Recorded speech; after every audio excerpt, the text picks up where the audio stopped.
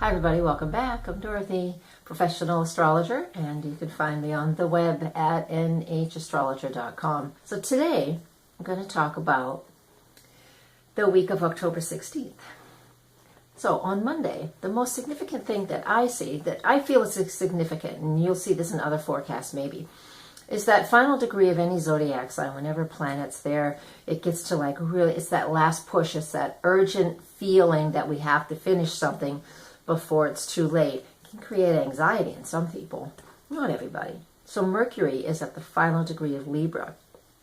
Now, Jupiter was there a few weeks, not even a few weeks ago, a few days ago. It was there on October 9th and 10th, and a few days before that. But it switched on October 10th from the final degree of Libra into the first degree of Scorpio. Jupiter brought things to our attention. I talked to client after client, and we're being nostalgic. Or old friends from the past have all of a sudden just reconnected. We are feeling and remembering old relationships that were and aren't anymore. Now Mercury is there on Monday the 16th.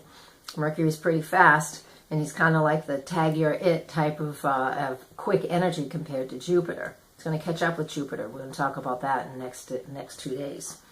And but in the meantime, so this just gives us an opportunity. Mercury is that messenger, that person who is talking and wants to share information or wants to talk things out.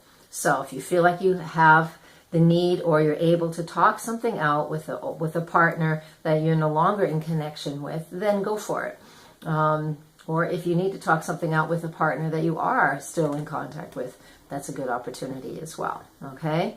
Now, if you're just feeling nostalgic and these things come up, if writing things down and burning the paper works for you, then that's a good way to use this energy too. Just do it safely, please. And so it's just a quick hit, you know. It won't feel the same as Jupiter, but it will remind us if we have anything left over from Jupiter being in that position. Okay? Now, that's what we got for Monday.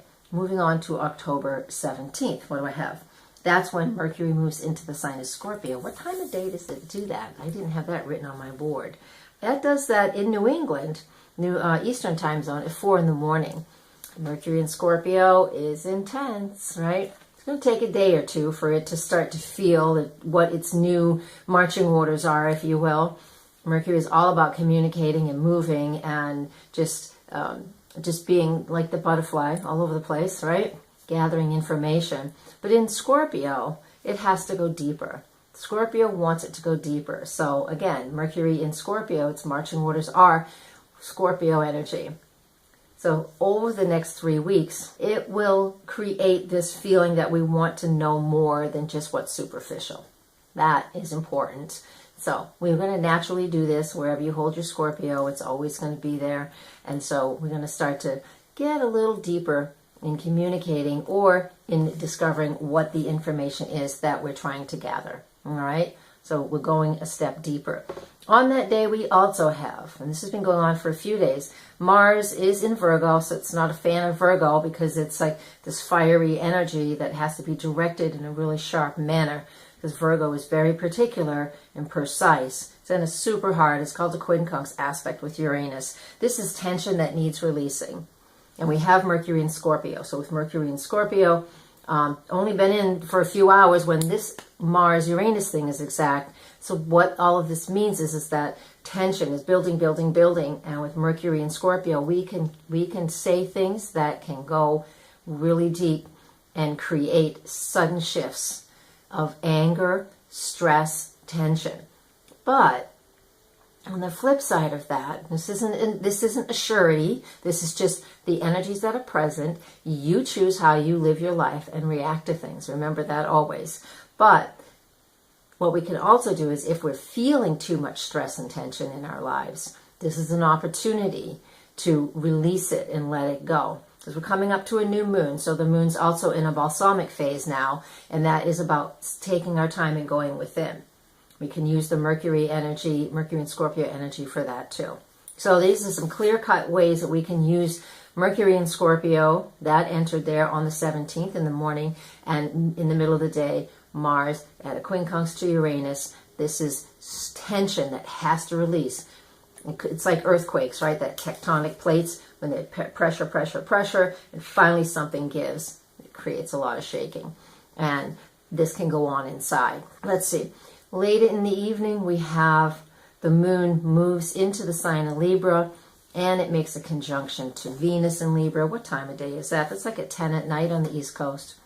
And the moon and Venus in Libra, all of this is really good about, we're really seeking to find that fulcrum point, right, of the Libra energy. We're looking for that balance in love and relationships. And it really is in how we're feeling emotionally since the moon's in Libra. Now, if we have all this tension going on and arguments or stress has been released throughout the day, this energy with the moon and Venus, we could feel very out of balance. All right. So I recommend that we try not to put ourselves into volatile situations. If there is something that needs to be said, definitely think it through before speaking up and speaking out. All right. Because it's a day that's just it's going to be a little rough day. It's actually not that easy of a day, but depends on your attitude of things. All right. So think about that. All right, so Wednesday, October 18th, Mercury in Scorpio does conjunct Jupiter in Scorpio. That means they're in the same place. Jupiter is just getting rolling in this sign. It's got 13 months in this sign, so it's only been here a week, just over a week. Mercury is coming in, and it's just saying, hey, what do you need? What can I do for you? How can I get the message out? What do you want, Jupiter? What do you want? And this is what we get with Mercury. Mercury is always like trying to gather information. It is in Scorpio, so it's going to go deeper than the typical Gemini energy of Mercury. But it's there really quickly with Jupiter. It'll only be there for a day because Mercury's moving pretty quick right now. And it just says, what do you need? What do you want? How can I get the word out?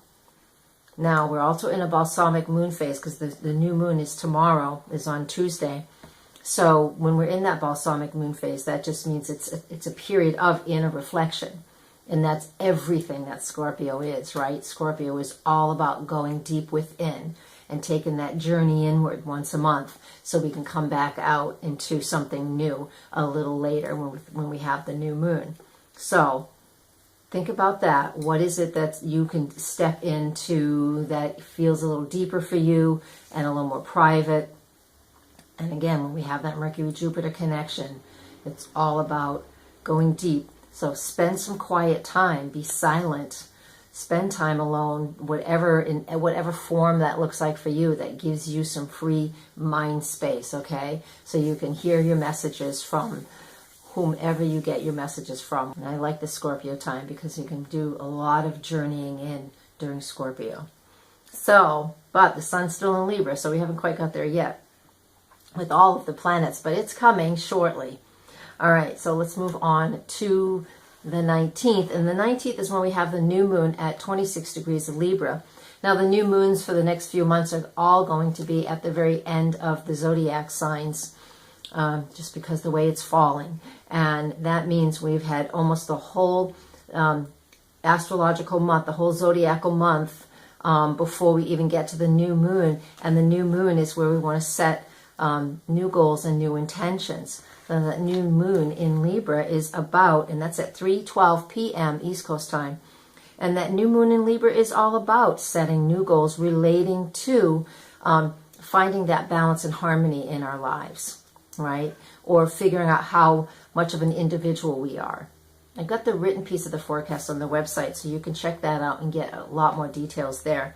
During the day, though, in the afternoon, we also have the sun and the moon. They're both going to be opposite Uranus. And when they're opposite Uranus, that just feels incredibly independent. So we have the new moon in Libra, which is all about, the sun and the moon is all about, the one and finding the relationships where two become one. But when it's opposite Uranus and Aries, it breaks things free, and it's about being free and independent. So it's a very, it's not really complicated new moon, but there's really two distinct sides to this new moon, which isn't always the case, because the new moon is the sun and the moon are together. It's usually about focus on Libra, focus on relationships. Focus on those partnerships, right? Or if you're in a partnership and it's not what you're needing, the Uranus in Aries is about breaking that away so you can now figure out how to be you, be a stronger you, be an independent you. It's two very distinct things. I know you can recognize that. So that's what we get with that new moon in Libra. But you can still set goals based on what it is that you want in your life in partnerships, okay? On the night of the 19th, the moon, it does enter the sign of Scorpio, because it's actually the moon's void, of course, as soon as it's new. So, and late in the evening, what time is that? Like 9:40 p.m., it moves into Scorpio. So the moon in Scorpio is emotionally intense, and it takes us into a very deep place where we do not have superficial emotions when the moon's in Scorpio, because again, that moon in Scorpio is about, I want to emotionally connect so I can be transformed. And every time the moon moves through that sign, we get that energy. And that's what we get for Friday, the 20th, is that the moon early in the morning conjuncts Jupiter, then it conjuncts Mercury. This is all in the middle of the night, so most likely it will be very good for dreaming and doing, going into a place that has a lot of symbolism. I recently have been having a lot of dreams that have a lot of shamanic symbols, bees and snakes and white birds and just all kinds of great stuff. So pay attention to your dreams, because Thursday night, there we go, spit that out. Because Thursday night into Friday morning, it could be very healing, interesting type of night for dreams, if you remember your dreams. And that's really what I get for Friday. The energy of all this is there's a lot of water, and it makes a connection to Neptune later in the day too. So Friday, with all this water, we're either going to be overly emotional at work, or it's a great day to do things that are more meditative, more spiritual, and more relaxing. So if you can even have the day off, that might be a nice thing to do. I actually have a dentist appointment. Yay! And my grandson's birthday, he's going to be 8. Oh, that's a good day. It's a good day to take off, except for the dentist. I should have made a different day for that appointment. Yikes. That means the medicine will suck. Oh well, that's life. Saturday the 21st looks like the moon is in Scorpio. My astrology group here in New Hampshire, the Seacoast Astrological Association, we're having our monthly lecture. We have like 8 lectures a year. And Gloria Starr's coming to speak. So if you want to know about that and you live nearby, message me and ask me about it, and I'll get the information to you, okay? Yes, Gloria Starr, she's going to come and do a lecture for us. It starts at 10:30 in the morning.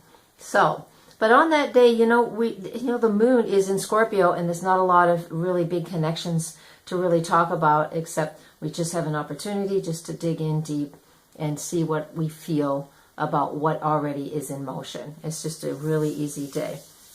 All right, the final day I want to talk about is the 22nd, and that's the day on the west coast of the United States the sun enters the sign of Scorpio. So that means all day, the sun is now at 29 degrees of Libra.